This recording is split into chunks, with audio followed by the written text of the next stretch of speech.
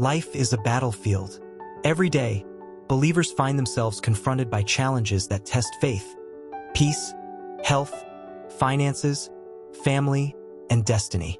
Sometimes these battles come unexpectedly, and other times they linger for months or years. In the face of such trials, fear and worry often creep in. But God, in His infinite wisdom and love, reminds us through His word, "Be still, and know that I am God," Psalm 46 verse 10, "and the Lord will fight for you. You need only to be still," Exodus 14 verse 14. This divine assurance reveals a great secret. The believer is not meant to win life's battles in human strength, but to trust in the Almighty, who declares, "The battle is not yours, but mine," 2 Chronicles 20 verse 15. In this message, we will explore the depth of this truth, the biblical foundations behind it, and how we can walk in victory by resting in God's power. Understanding the battles of life. Every human being faces battles in one form or another. These may include spiritual battles, unseen forces, temptations, or demonic attacks; physical battles, sickness, disease, or bodily weakness; financial battles, poverty, debt, or lack of opportunities; relational battles, family disputes, betrayal, or broken relationships; emotional battles, fear, depression, anxiety, or doubt. What makes these battles overwhelming is not only their intensity but also their unpredictability. Many times, just when one problem ends, another arises. Human wisdom, strength, or strategy often fail to provide lasting victory. This is why God steps in to remind us, "Be still, the battle is mine." Biblical foundations of divine battles. The Bible is filled with stories of God fighting for His people. Each story reassures us that He never abandons His children in the heat of warfare. Moses and the Red Sea, Exodus 14 verses 13 to 14. The Israelites were trapped between Pharaoh's army and the Red Sea. Fear gripped them, but Moses declared, "Fear ye not, stand still, and see the salvation of the Lord, which He will shew to you today. The Lord shall fight for you, and ye shall hold your peace." What happened? God parted the sea and delivered His people while destroying their enemies. Jehoshaphat and Judah, 2 Chronicles 20 verses 15 to 17. When a vast army came against Judah, King Jehoshaphat prayed. God sent a prophet with these words, "Do not be afraid or discouraged because of this vast army, for the battle is not yours, but God's." Judah began to sing praises instead of fighting, and God caused their enemies to destroy one another. David and Goliath, 1 Samuel 17 verses 45 to 47. David declared to the giant, "You come to me with a sword, spear, and javelin, but I come to you in the name of the Lord Almighty. The battle is the Lord's, and He will give you into our hands." The victory was not about David's sling, but God's power. These examples teach us that God delights in taking over our impossible situations so His glory can shine through. What it means to be still. Be still does not mean being idle or careless.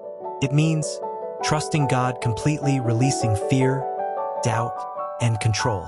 Ceasing from anxiety, refusing to panic even when the situation looks dire. Positioning yourself spiritually, staying in prayer, worship, and obedience. Waiting patiently for God's timing, knowing His ways are perfect. Being still is an act of faith. It means acknowledging that your strength cannot win the war, but God's power will. Why the battle belongs to God. God is all-powerful. He is Jehovah Sabaoth, the Lord of hosts, commander of the heavenly armies. No enemy can defeat Him. God sees what we cannot see. He knows the end from the beginning. Where we see defeat, He has already prepared victory. God fights to defend His glory. When you belong to Him, your battles are His battles. To allow your enemies to triumph would dishonor His name.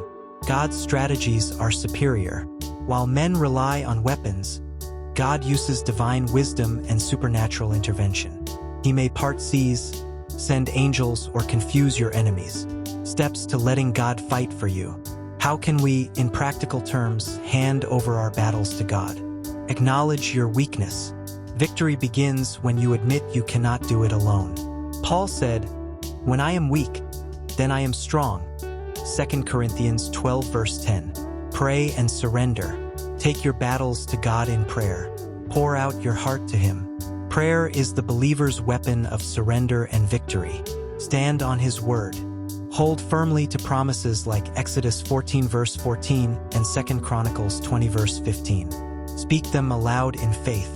Worship instead of worry. Judah sang praises when faced with an army. Worship invites God's presence and power.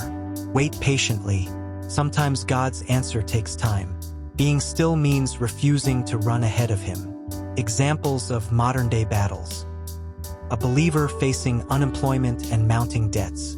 Human reasoning may push them into panic or compromise, but when surrendered to God, He can open unexpected doors. A family struggling with conflict. Instead of endless arguments, when they pray and hand it to God, He works peace in ways human mediation could not. Someone battling illness. Doctors may give up, but God, the great physician, steps in to bring healing. In all these, the victory comes when the battle is placed in God's hands. The dangers of fighting in your strength. When we try to fight alone, several things happen.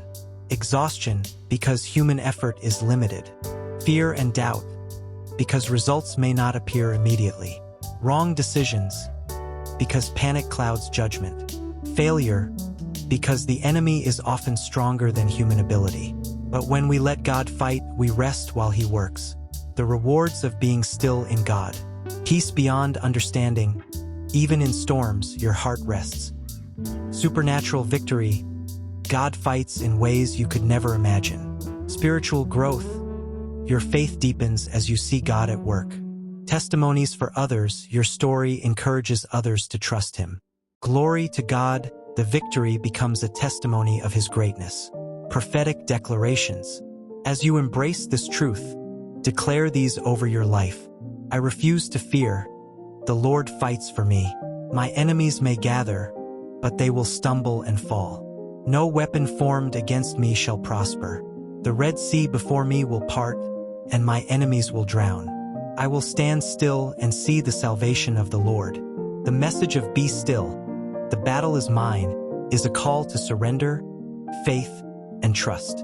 God does not want His children crushed under the weight of life's struggles. Instead, He calls us to rest in His strength. So, when the storm rages, when enemies rise, when fear whispers defeat, remember the voice of the Lord saying, "Be still, my child. The battle is not yours, but mine. Watch and see the salvation I will bring you." Rest assured, when God fights, victory is certain.